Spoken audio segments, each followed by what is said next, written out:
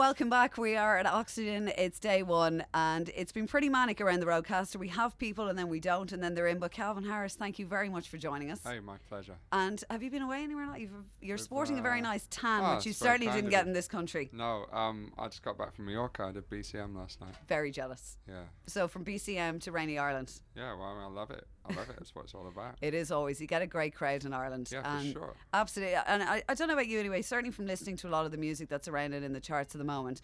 And I don't know whether it's somewhat of a compliment to you or whether it annoys you, but there's a lot of music out there at the moment that sounds very Calvin Harris-esque, which is obviously not you.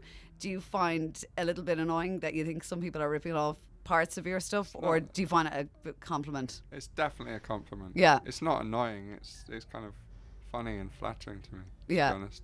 It's good. I like it. It is good. It's because when you first came out, there was nothing out that sounded like you, and now when I turn on the radio, I'm like, is that? And then I kind of go, no, it's definitely not. It's weird though that it's all based around one track. It's like one song. Yeah. Has spawned so much, like a whole genre. You hear so many elements of it in so many people's songs. Yeah. You're like, is that? Yeah, it sounds a bit It's like good you're not though. alone. I mean, it and means that people must like it. It must work in a way. And the current single, Bounce, with Khalees, I mean, great collaboration, and it's a lot heavier, maybe I suppose in some ways, than some of the stuff that you've done beforehand. Yeah. And it's really, really good. And I mean, how did the collaboration come about? I met her a while ago. I met her when she did her last album, and I was going to work on it for a bit, and then it didn't really happen. But she was always kind of in my mind to do a song with at some point. So I did the instrumental, and I thought she'd work on it, and she was up for it. And what's good about her is she's not the obvious choice that everybody goes for, which I think is always nice to kind of break it up and do something a little bit different, maybe. I guess so. I mean, it's in the same sort of way that when David Guetta worked with Kelly Rowland, nobody was really. She wouldn't have been people's first thought in their mind, like. No, and then she absolutely smashed it, and the song was huge. So, I don't really think you need to work with the hottest artist around at the moment. If the track works and it's a good song, then that's all that really matters. And certainly, as we were mentioning there, your music has sort of got a little bit edgier, a little bit harder. Was that kind of a conscious decision for you, or is it just how it kind of came about naturally when you were in the studio? I never used to worry about how songs would be received in clubs. I never really thought of that ever when I made a song. So that's hard to believe. From being in clubs and listening to them, they work so well. I mean, the first album was like definitely not. The second album, I had sort of one eye on it.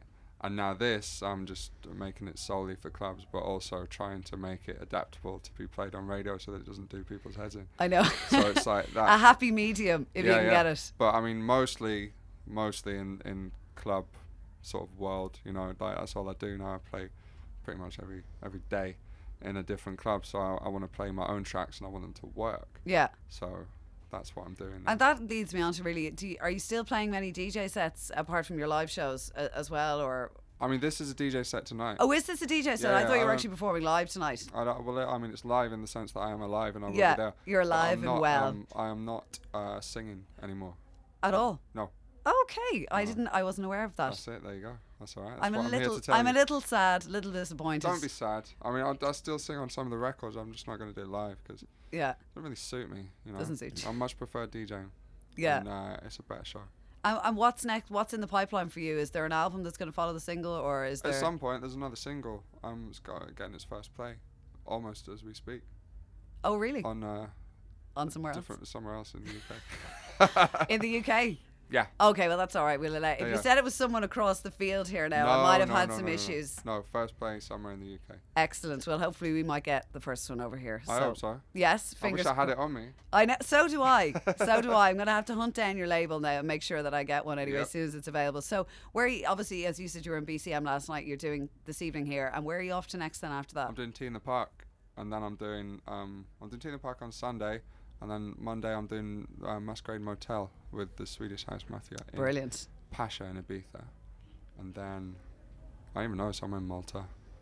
Latvia. It probably starts to roll into one after a while and you're like, where am I going next? Where am I? I definitely don't know where I'm going. Yeah. But, you end up there. You're on the journey. Fun.